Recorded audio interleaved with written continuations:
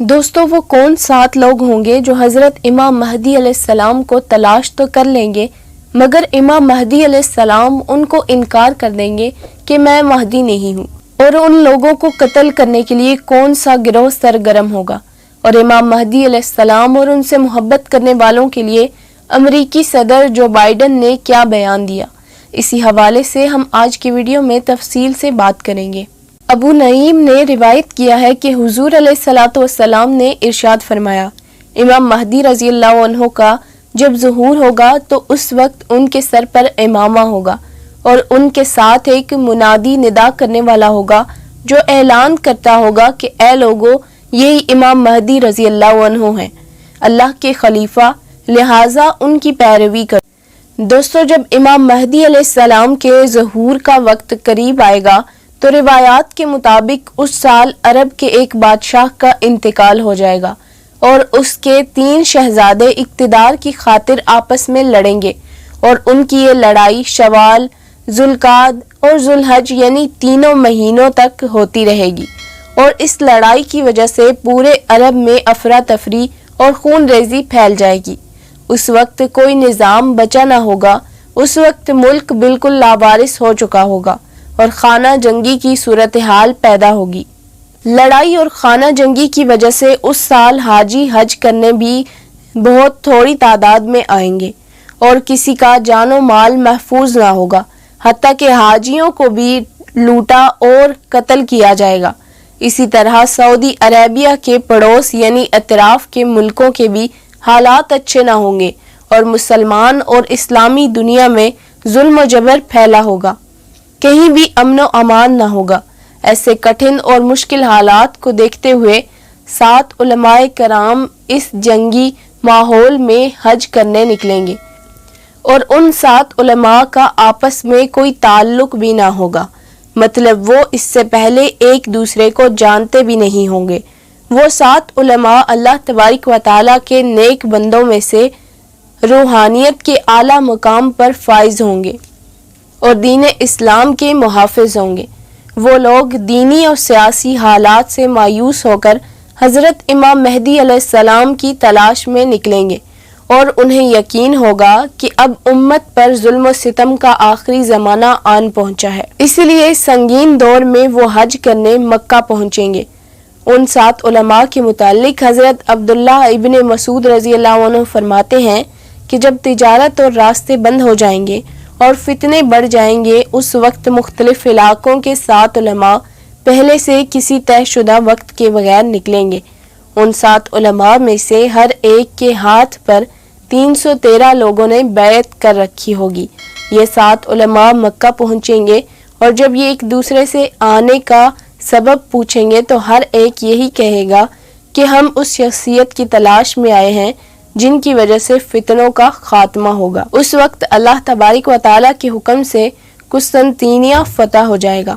نعیم بن حماد رحمۃ اللہ علیہ نے حضرت عبداللہ بن مسعود رضی اللہ عنہ سے روایت کیا ہے کہ جب راستے بند ہو جائیں گے اور فتنوں کا دور دورہ ہوگا تو مختلف اطراف سے 7 عالم نکلیں گے۔ وہ مکہ میں جمع ہوں گے جہاں 7 کی ملاقات ہوگی۔ وہ ایک دوسرے کو بتائیں گے کہ وہ ایک ایسے شخص کی تلاش میں ہیں جس کے ہاتھوں فتنے ختم ہوں گے اور جس کے ہاتھوں قسطنطنیہ فتح ہوگا۔ اس کا حلیہ، ان کا نام، ان کے ماں باپ کا نام انہیں معلوم ہوگا۔ وہ اس کی تلاش میں نکلیں گے اور مکہ معظمہ میں پا لیں گے۔ وہ اس سے پوچھیں گے تو فلاں کا بیٹا فلاں ہے؟ وہ کہے گا میں تو فلاں انصاری ہوں۔ پھر وہ ان سے بچ نکلے گا۔ لوگ ان کو بتائیں گے کہ وہ مدینہ جا چکا ہے۔ وہ مدینہ جائیں گے اور اس سے کہیں گے کہ تو فلاں بن فلاں ہے اور تیرے والد فلاں بن فلاں ہیں اور تجھ میں یہ علامات ہیں، تو ایک مرتبہ ہم سے بچ نکلا ہے، ہاتھ پھیلا، ہم تیرے ہاتھ پر بیعت کریں گے۔ وہ کہے گا کہ میں تمہارا مطلوبہ شخص نہیں ہوں، میں فلاں بن فلاں انصاری ہوں۔ وہ وہاں سے بچ کر پھر نکل جائے گا۔ وہ 7 علماء اسے مدینہ میں تلاش کریں گے تو انہیں خبر ملے گی کہ وہ تو مکہ جا چکا ہے۔ وہ مکہ میں اسے رکن یمانی یعنی حجر اسود کے قریب پا لیں گے۔ وہ آپ کو پہلے خدا کے واسطے دیں گے کہ اگر آپ رضی اللہ عنہ نے بیعت کے لیے ہاتھ نہ بڑھایا تو جتنی امت مظلومیت کی حالت میں ماری جا رہی ہے اس سب کا گناہ آپ کے سر ہوگا۔ اس پر امام مہدی علیہ السلام مجبور ہو کر ان سے فرمائیں گے آؤ، پھر آخری فتح تک جینے مرنے کا عہد کرتے ہیں، پھر وہ رکن یمانی اور مقام ابراہیم کے درمیان بیٹھ کر ان کو بیعت کریں گے۔ اس کے بعد اللہ تبارک و تعالی لوگوں کے دلوں میں ان کی محبت ڈال دے گا۔ وہ ایک ایسی قوم کو لے کر چلیں گے جو دن کو شیر معلوم ہوتے ہیں اور رات کو گوشہ نشین زاہد۔ جب لوگ حضرت امام مہدی علیہ السلام کو پہچان لیں گے اور حجر اسود اور مقام ابراہیم کے نزدیک زبردستی ان کے ہاتھ پر بیعت کریں گے تو اس بیعت خلافت کی بات سن کر شام سے ایک لشکر ان سے مقابلہ کے لیے روانہ ہوگا، جو مقام بیدا یعنی مکہ اور مدینہ کے درمیان ایک جگہ ہے اس میں دھنسا دیا جائے گا۔ اس کے بعد ان کے پاس عراق کے اولیاء اور شام کے ابدال حاضر ہوں گے، اور ایک سفیانی نامی شخص شام سے نکلے گا جس کی ننہال قبیلہ کلب میں ہوگی، اور وہ اپنا لشکر امام مہدی علیہ السلام کے مقابلہ کے لیے بھیجے گا۔ اللہ تبارک و تعالی سفیانی کے لشکر کو شکست دے گا۔ اس جنگ کو کلب کی جنگ بھی کہتے ہیں۔ اس جنگ سے بہت سارا مال غنیمت حاصل ہوگا۔ وہ شخص خسارہ میں رہے گا جو کلب کی غنیمت سے محروم رہا۔ پھر خلیفہ امام مہدی علیہ السلام خزانوں کے منہ کھول دیں گے اور اسلام پوری دنیا میں ہر طرف پھیل جائے گا۔ لوگ اسی عیش و عشرت میں 7 یا 9 سال رہیں گے۔ کلب کی جنگ کے بارے میں رسول اللہ صلی اللہ علیہ وسلم نے ارشاد فرمایا، اس دن وہ شخص سب سے بڑا محروم ہوگا بنو کلب کے مال غنیمت سے جو محروم رہا، اگرچہ اونٹ کو باندھنے کی رسی ہی کیوں نہ ہو۔ صحابہ کرام نے عرض کیا، یا رسول اللہ صلی اللہ علیہ وسلم، وہ لوگ ان کے اموال کو غنیمت اور بچوں کو ان کے مسلمان ہونے کے باوجود کیسے قید بنا لیں گے؟ آپ صلی اللہ علیہ وسلم نے ارشاد فرمایا، وہ شراب اور زنا کو حلال سمجھنے کی وجہ سے کافر قرار دیے جائیں گے۔ ناظرین محترم، مولانا بدر عالم میرٹھی مہاجر مدنی کہتے ہیں کہ بعض ضعیف الایمان قلوب میں یہ سوال اٹھ سکتا ہے کہ جب حضرت امام مہدی علیہ السلام ایسی کھلی شہرت کے حامل ہوں گے تو پھر ان کا تعارف عوام و خواص سے کیسے مخفی رہ سکتا ہے؟ اس لیے عین مشکلات اور مصائب کے وقت ان کے ظہور کا انتظار کرنا عجیب معلوم ہوتا ہے۔ آپ فرماتے ہیں کہ جب آپ رضی اللہ عنہ کے ظہور کا وقت آئے گا تو ایک ہی شب میں ان کا اندرونی خصوصیات منظر عام پر آ جائیں گی۔ گویا یہ بھی قدرت کا ایک کرشمہ ہوگا کہ ان کے ظہور سے قبل کوئی بھی شخص انہیں نہیں پہچان سکے گا، اور جب وقت مقرر آئے گا تو اللہ تبارک و تعالی شب بھر میں وہ تمام صلاحیتیں ان میں پیدا فرما دے گا جن کے بعد ان کا مہدی ہونا ان پر اور تمام دنیا پر منکشف ہو جائے گا۔ حدیث پاک میں ہے کہ امام مہدی علیہ السلام اہل بیت میں سے ہوں گے۔ اللہ تبارک و تعالی ایک ہی رات میں ان میں یہ صلاحیت پیدا فرما دے گا کہ وہ خلیفہ بن جائیں۔ اسی حدیث کی شرح میں شیخ عبد الغنی دہلوی رضی اللہ عنہ فرماتے ہیں کہ اللہ تبارک و تعالی ایک ہی رات میں اچانک ان کو امارت و خلافت کی صلاحیت عطا فرما دے گا۔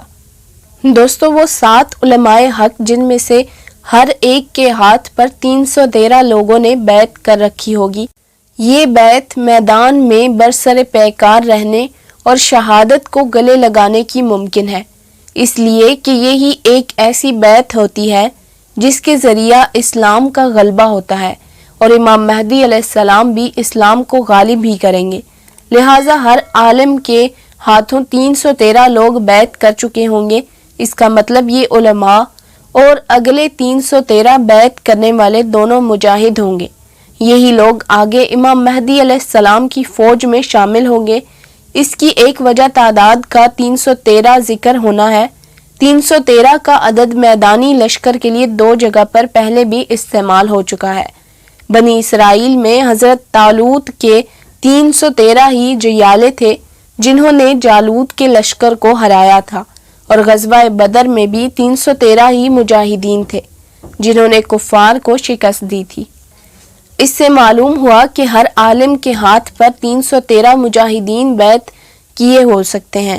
اس کی ایک اور وجہ اس روایت میں بیان کی گئی ہے کہ سفیانی ہماری تلاش میں ہے، آپ جلدی بیعت کرو۔ اس کا مطلب یہ ہے کہ ان علماء کی تلاش جاری ہوگی اور یہ لوگ انقلابی ذہنیت کے ہوں گے، مجاہدین میں سے ہوں گے، اسی لیے بیعت سے پہلے امام مہدی علیہ السلام سے کہیں گے کہ جلدی بیعت کیجئے، سفیانی طاق میں ہے۔ یہ علماء حالات کا جائزہ لیں گے اور نکلیں گے، جس طرح اللہ تبارک و تعالیٰ نے رسول اللہ صلی اللہ علیہ وسلم کی بیعت سے پہلے یہودیوں کو آپ کی بیعت کے بارے میں آگاہ فرمایا، علم دیا، نشانیاں ان کی کتاب میں بیان کی۔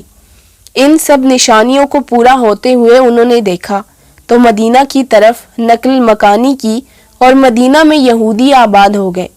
اسی طرح بحرہ راہب کو آپ کی نبوت کا پہلے ہی علم ہو چکا تھا۔